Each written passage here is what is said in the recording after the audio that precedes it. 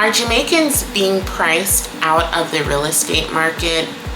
Is it becoming too unaffordable to buy land or property in Jamaica?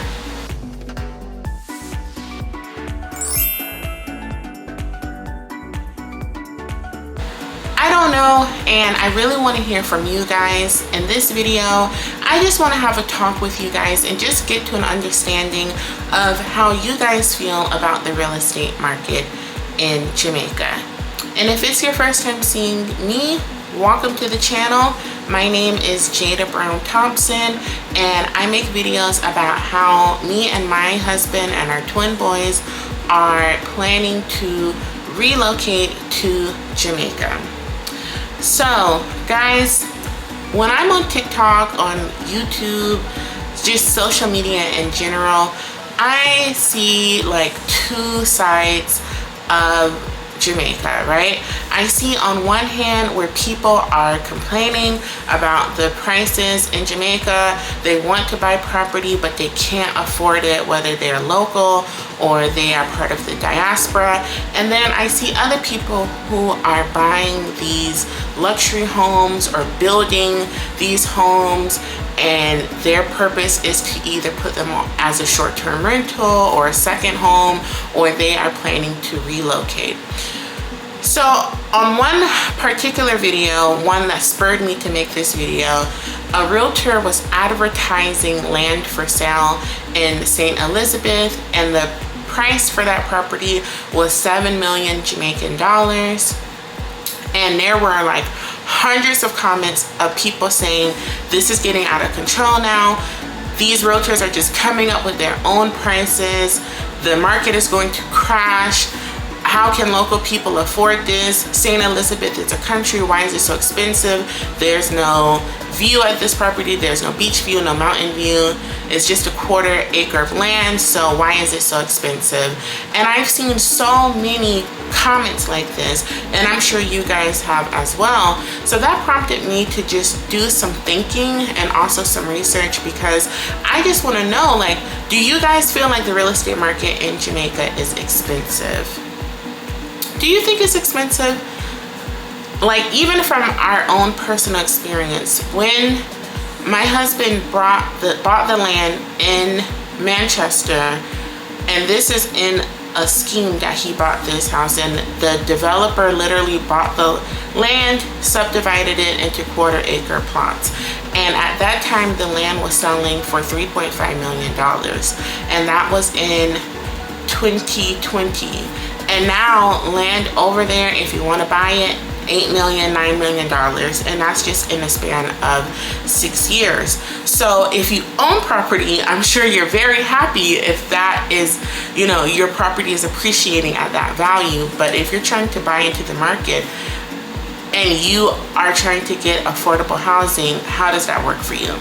So I did some research, and you guys will see me looking down at my phone because I typed it in my notes, but I have some different perspectives to share with you guys, and I just want to get some feedback from what you think. So let's start with the numbers, right? And let's start with the diaspora, because I think that has a lot to do with the real estate market right now. So right now, I looked this up, remittances to Jamaica reached $3.6 billion USD, $3.6 billion, right? And remittances are sending money back home, whether that's for investing, whether that's for your family, giving them money, just sending money back home, right? That was $3.6 billion USD, and that is 19% of Jamaica's GDP, right? So that's actively funding a part of the economy in Jamaica, and 90% of those remittances were sent from US, UK, and Canada. So that means that 1 out of every $5 in Jamaica is sent from abroad, from the diaspora, and I think that's a big deal. And 60% of 30% of the GDP is tourism, and 60% of those tourists are coming from the US. So this means that the US is actively playing a big part in fueling Jamaica's economy, whether that's by tourism or by remittances. And so when I think about how much diaspora money is being funneled into Jamaica, that of course naturally leads us to talk about real estate, because a lot of the diaspora is either building homes in Jamaica, they are buying land in Jamaica, they're buying homes, and a lot of people on social media are blaming the diaspora for making Jamaica real estate unaffordable for local people. So let's talk about that. So Jamaica's real estate market is currently valued at $93.95 billion, and that was since 2025. And residential real estate makes up the majority of that at $76 billion.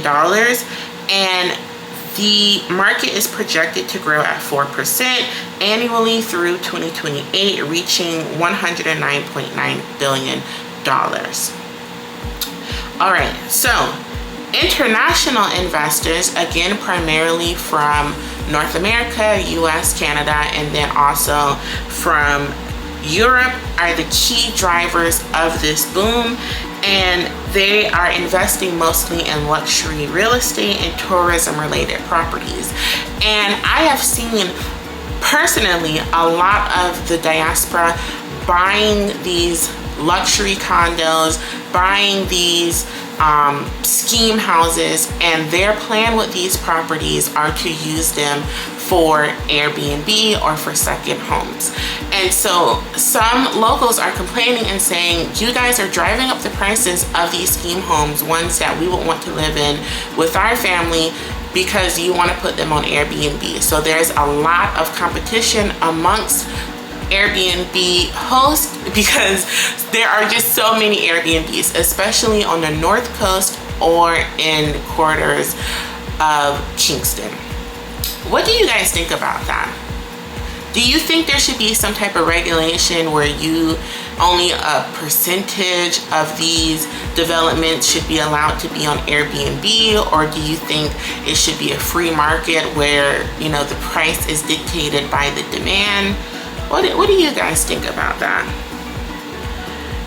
So I just want to just drill in on if foreigners are taking over. And when I say foreigners, I'm also including the diaspora, because they are not living on the island.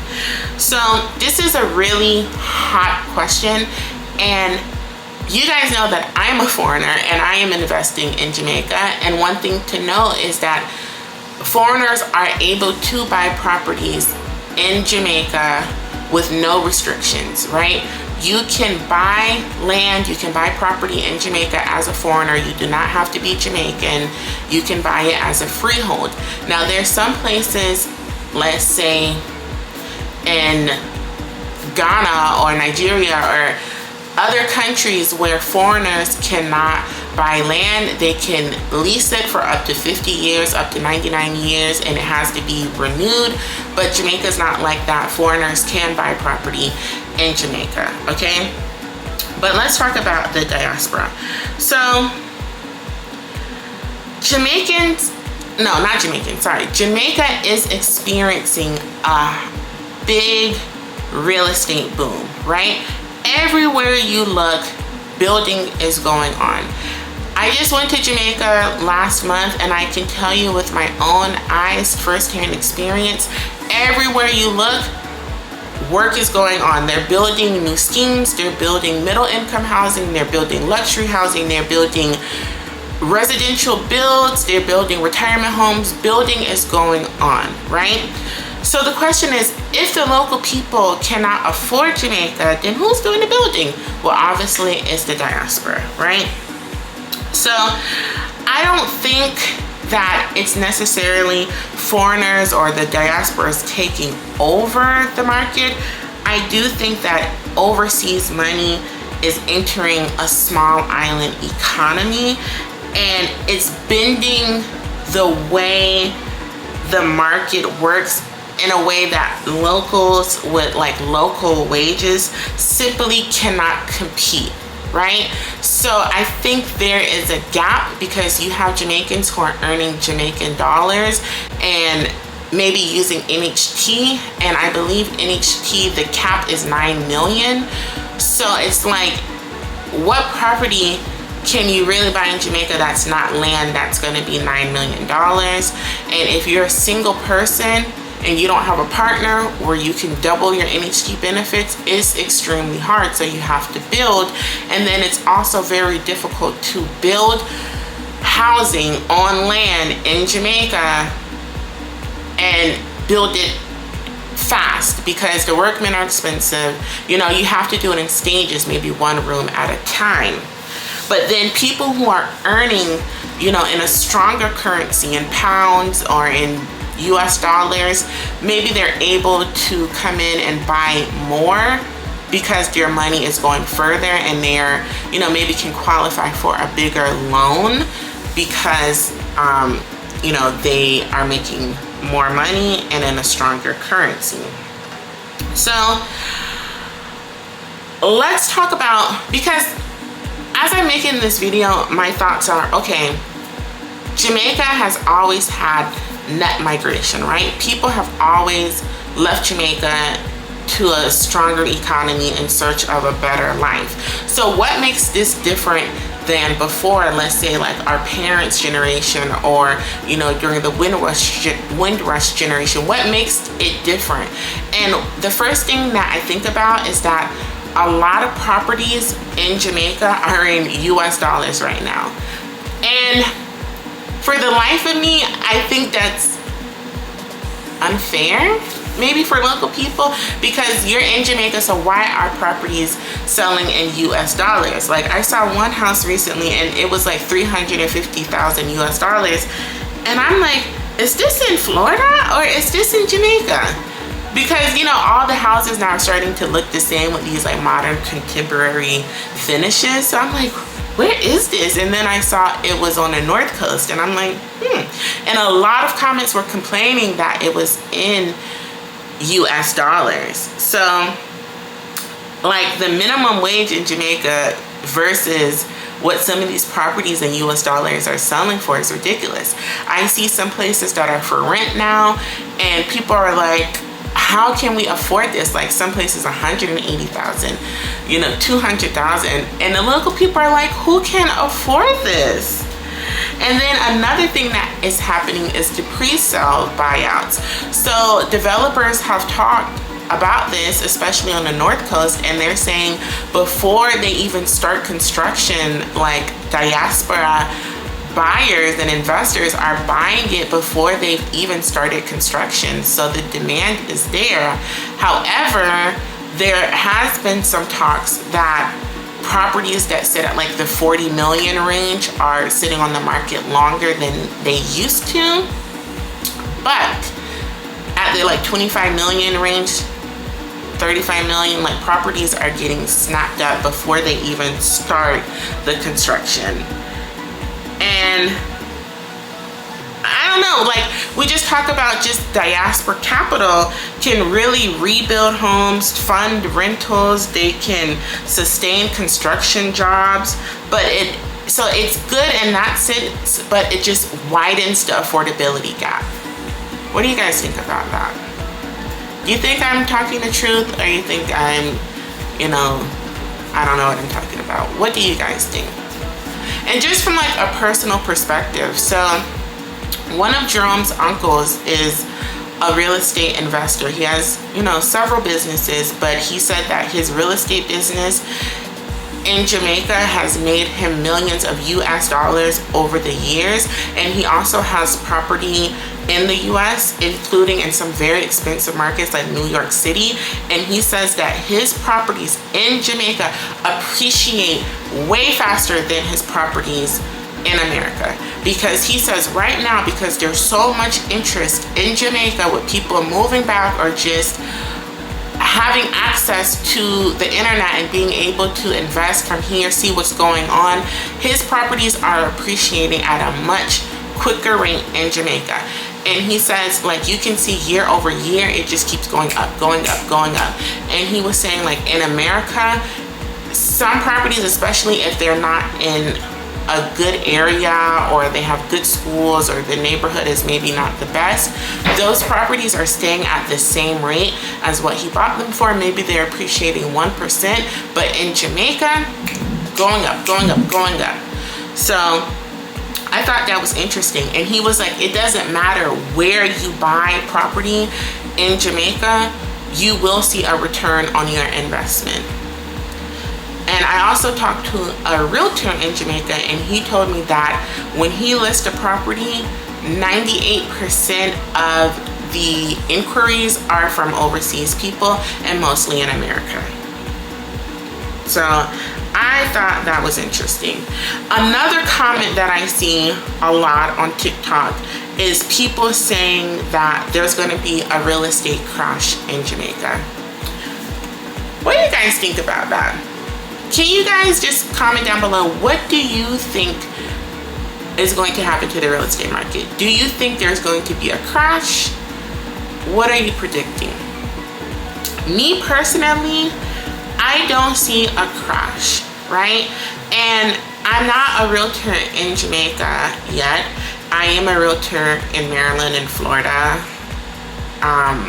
So I'm only speculating based on the research that I've done, and I don't think there's going to be a full-on crash, but I do think there's going to be some shifts. And I think because Jamaica is such a small island and a smaller economy, there's always going to be demand from people to buy property, especially with it being such a big diaspora community and having more Jamaicans overseas than in Jamaica. So I do believe there's going to be continuous pressure to buy properties in Jamaica, especially from foreigners, diaspora.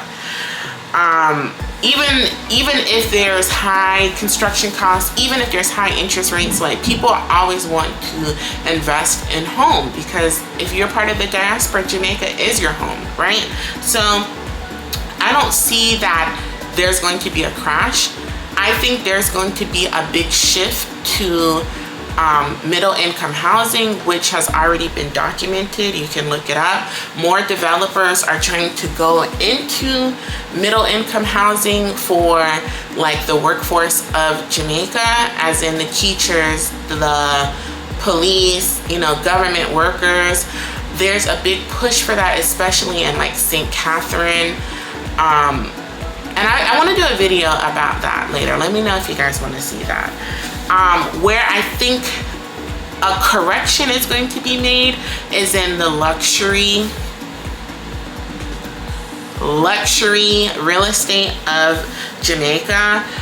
It's already been reported that at the $40 to $80 million range, there has been a increase on the time on the market in some of these price points. Again, that's the $40 to $80 million range, which is where a lot of the diaspora could purchase and use as investment properties. So I think there's going to be a big correction in the high-end properties. And I also want to say that I think there's going to be some softening, especially because of the economy in America right now, and just really worldwide. But I think there's going to be some softening because, you know, things are getting a little tight and there's some constraints in the American economy, which means there will be some softening in the Jamaica economy. That's my opinion. You guys, let me know if you agree with me. I know some of you are going to say, girl, shut up, but that's what I think. So I think right now it's like focusing on the cash flow rentals, like not using so much high debt, right, to get some of these properties, and maybe going to some like tier B locations and not saying, okay, it has to be on the beach, you know what I mean? Going to some like tier B location. So let me know what you guys think. Is the real estate market becoming unaffordable? Is it just for locals? Is there anything that should be done to protect like middle income housing for the workforce of Jamaica? What do you guys think about this? And please follow along in our Building Our Dream Home in Jamaica series. Every week I am posting videos about us building our dream home in Jamaica, because trust me, I'm ready to get out of here and I'm ready to move. So thank you so much for watching. Please make sure to subscribe, guys. It is free, so please subscribe and follow along in the journey, and let's interact. Thank you so much for watching.